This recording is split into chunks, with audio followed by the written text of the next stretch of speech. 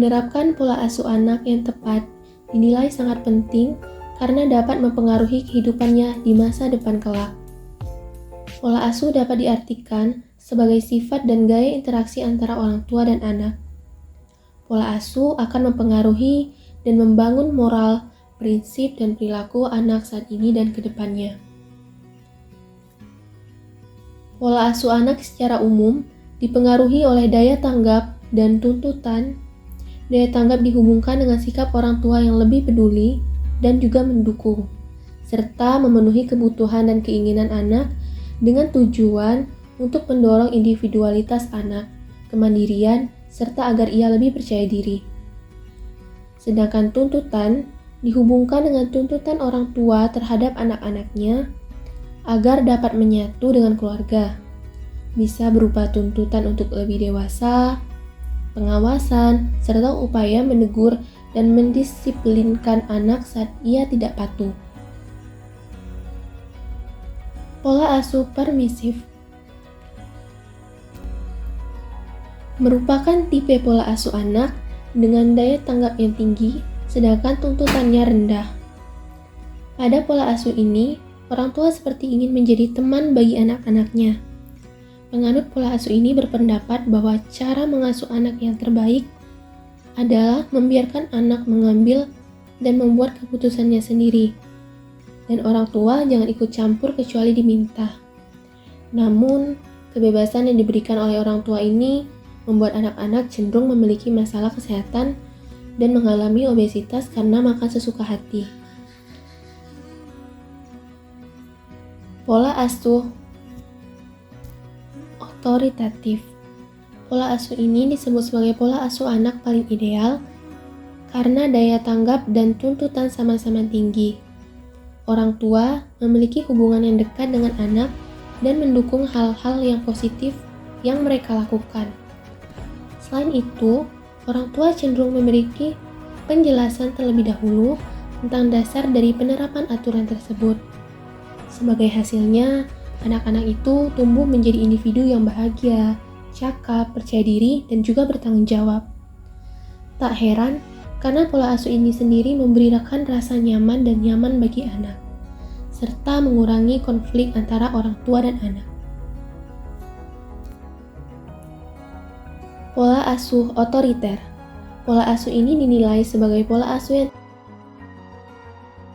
yang tradisional karena kendali ada pada orang tua dan aturan diterapkan dengan tegas tanpa fleksibilitas. Anak pun harus patuh dan apapun alasannya tidak boleh menentang atau ia akan mendapatkan hukuman. Meski demikian, pola asuh anak ini memiliki daya tanggap yang rendah dan tuntutan yang tinggi. Tak heran jika anak-anaknya jarang mengambil inisiatif dan tidak bisa mengambil keputusan dengan baik. Rasa ingin tahu dan spontanitas mereka juga rendah. Saat dewasa, mereka cenderung memberontak kepada figur otoritas. Pola asuh abai. Pola asuh ini memiliki daya tanggap dan tuntutan yang rendah. Anak-anak bertanggung jawab atas dirinya sendiri karena orang tua benar-benar lepas tangan dalam mengasuh mereka. Orang tua jarang berkomunikasi dengan anaknya, juga tidak memberi perhatian dan panduan. Tipe pola asuh ini dinilai merupakan yang paling tidak ideal. Anak-anak akan tumbuh menjadi individu yang punya penghargaan diri rendah, memiliki kontrol diri yang rendah, rentan menderita masalah mental, tidak bahagia, serta bermasalah secara akademis di sekolah. Menurut Kementerian Pemberdayaan Perempuan dan Perlindungan Anak Rakyat Indonesia, pola asuh anak dan remaja di era digital berfokus pada pendampingan dan bimbingan kepada anak dalam memanfaatkan gadget. Dirangkum dari modul parenting di era digital oleh Kemenpa Republik Indonesia. Berikut gaya pola asuh anak dan remaja di era digital yang tepat. Pertama, mengawasi anak dalam penggunaan gadget. Penggunaan gadget bisa sangat bermanfaat bagi anak selama orang tua bisa mengawasinya dengan baik. Pastikan orang tua mengontrol semua jenis informasi yang ia akses setiap hari. Yang kedua, menetapkan jadwal penggunaan gadget. Menurut American Pediatric Association, berikut durasi anak bermain gadget berdasarkan usianya. 0-2 tahun tidak boleh bermain gadget sama sekali. 3-6 tahun 10-20 menit setiap hari. 7-10 tahun 20-60 menit setiap hari. 11-12 tahun maksimal 2 jam per hari. Yang ketiga, memanfaatkan gadget sebagai media edukasi. Orang tua dapat memulai dengan memanfaatkan gadget sebagai media edukasi untuk anak dalam mempelajari kosakata baru. Orang tua juga bisa memutar video edukasi yang dapat mengajarkan anak berbagai macam hal. Pastikan anak terhindar dari informasi yang mengandung unsur kekerasan serta seksualitas. Kita juga bisa mengajaknya untuk berdiskusi terkait apa yang dipelajari dari media tersebut. Yang keempat, mendiskusikan risiko dan dampak penggunaan gadget secara berlebihan. Anak dan remaja masa kini selalu membutuhkan hal logis. Jika ia bertanya mengapa orang tua melarangnya menggunakan gadget, kita bisa menjelaskan risiko dan dampak penggunaan gadget yang berlebihan. Kita dapat menguraikan dampaknya dari sisi kesehatan, pertumbuhan fisik, hingga gangguan perkembangan emosional dan sosialnya. Bantu ia agar memahami hal ini dengan bijak. Yang kelima, stay up to date. Agar orang tua mampu membimbing dan mendampingi anak selama menggunakan gadget, usahakan orang tua terus belajar terkait teknologi dan informasi terbaru. Yang keenam, ajak anak untuk melakukan aktivitas positif. Membiarkan anak terlalu lama di dunia maya akan menghambat perkembangan sosialnya. Kita bisa mengajaknya untuk melakukan aktivitas fisik, seperti mendaftarkannya ke kelas atau les untuk mendukung minat dan bakatnya. Yang terakhir, tetap tegas dan proaktif. Gadget merupakan teknologi digital yang tidak bisa lagi dihindari. Kita perlu memainkan peran penting agar anak tidak terkena dampak negatif dari hal ini. Orang tua tetap perlu bersikap tegas serta proaktif dalam mendampingi anak ketika menggunakan gadget.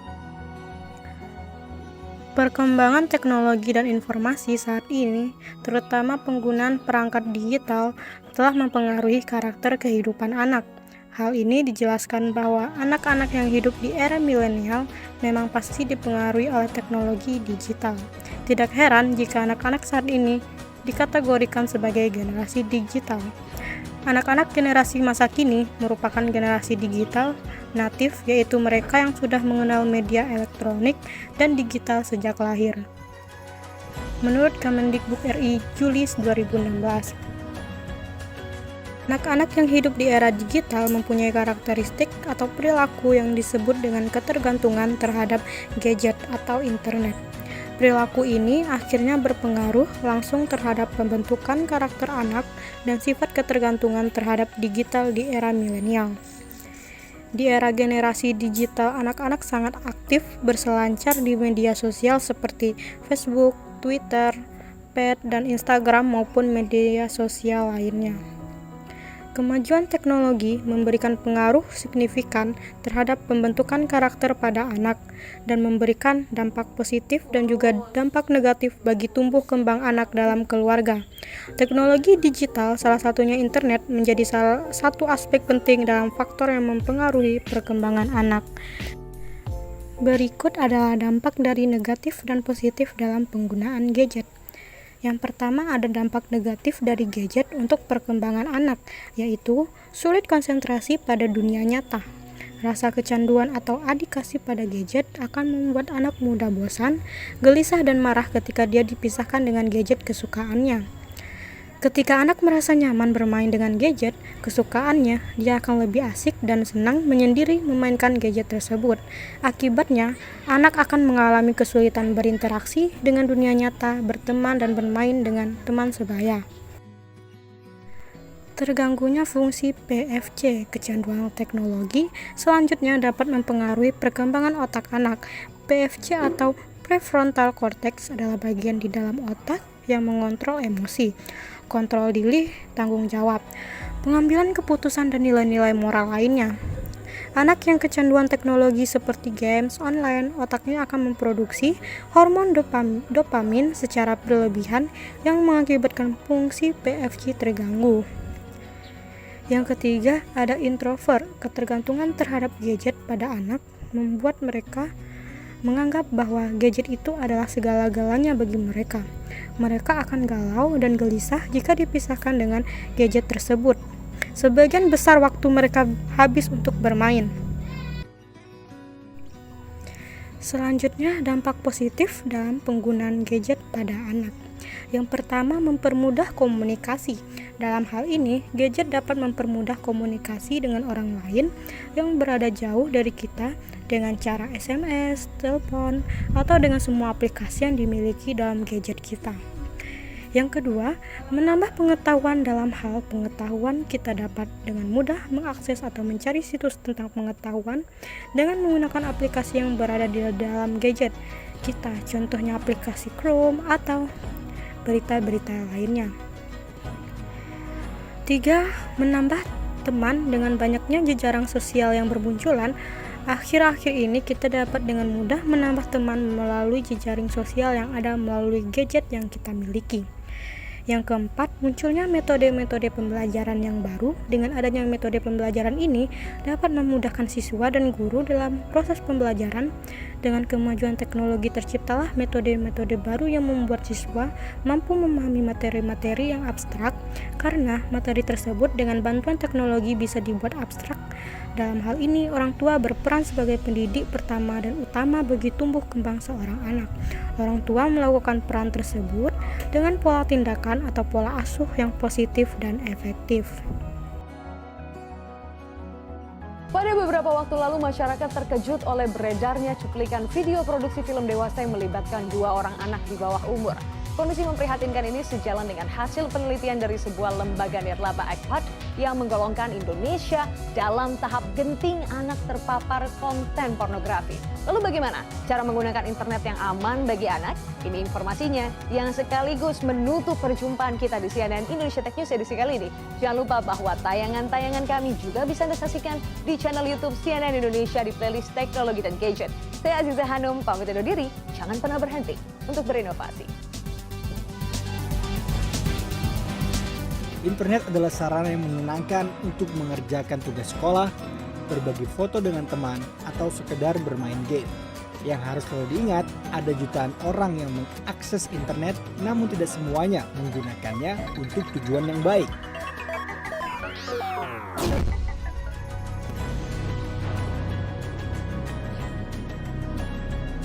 ECPAT Indonesia, sebuah lembaga nirlaba yang menaruh perhatian terhadap isu eksploitasi anak, melakukan penelitian pada tahun 2016-2017. Penelitian terhadap anak yang mengakses internet melalui gawai di 10 kabupaten di Indonesia menemukan fakta 43% anak terpapar pornografi. Sebagian bahkan melakukan kekerasan seksual terhadap anak lain. Kan masalahnya gadget itu ternyata tidak aman. Beberapa fitur itu membahayakan anak-anak. Fitur-fiturnya nggak hanya fitur-fitur yang bahaya dalam arti unsur-unsur kekerasan di dalamnya ada, yang sebetulnya sepatutnya dilihat orang dewasa. Tapi fitur-fitur pornografi yang sulit dibendung dan sulit dicegah untuk tidak diakses oleh anak-anak.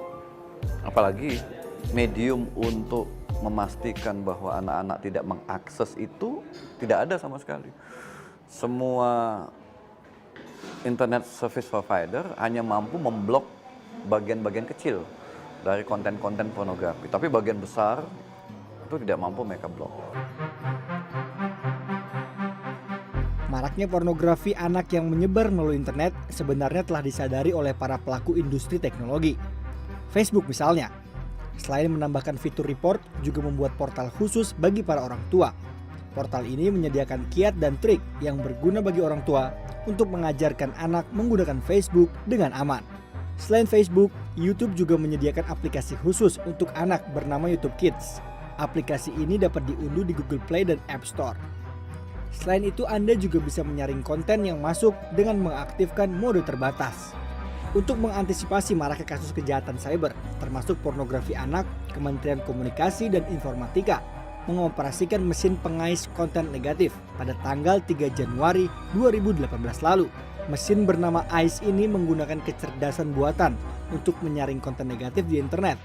Dalam 3 hari masa uji coba, ICE mampu menemukan 120 website yang mengandung konten pornografi. Dengan adanya mesin ini, kita bisa lebih banyak menangkap atau menghapus atau memblok konten khususnya pornografi yang ada di Indonesia.